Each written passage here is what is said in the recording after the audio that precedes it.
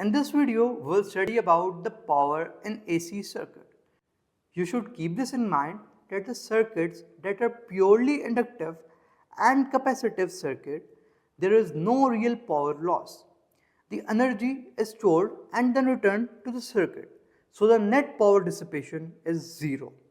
In a circuit that is purely resistive, which means that it only has resistors, the voltage and current are in phase, meaning they reach their peak values at the same time. The power is simply the product of the voltage and the current, which is given by P is equal to VI. If we talk about a real L and C circuit, the power is equal to IV cos theta. Here cos theta is the power factor and V cos theta is a component voltage vector along current. Now let's discuss the series resonance circuit. In a series resonance circuit, inductive reactance is equal to this and capacitive reactance is equal to this. Here omega is the angular frequency which is equal to 2 pi f, L is equal to inductance and C is equal to capacitance. Now let's discuss its behavior at different frequencies. At low frequency, the capacitive reactance is high, meaning the capacitor has a large opposition to current.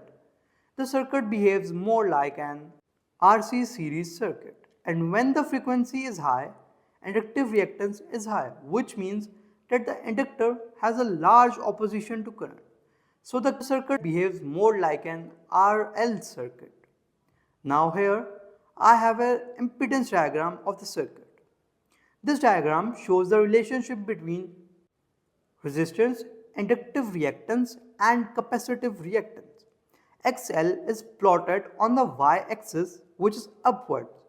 XC is plotted on the negative y-axis which is downwards and R is plotted on the x-axis.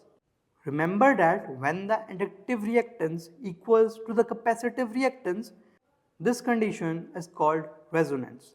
The frequency at this time is called the resonance frequency. The formula for resonance frequency is this.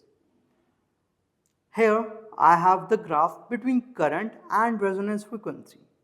The graph shows the relationship between the frequency and the current in the circuit. At the resonance frequency, the current reaches its peak value. The peak current is determined by the source voltage divided by the resistance R.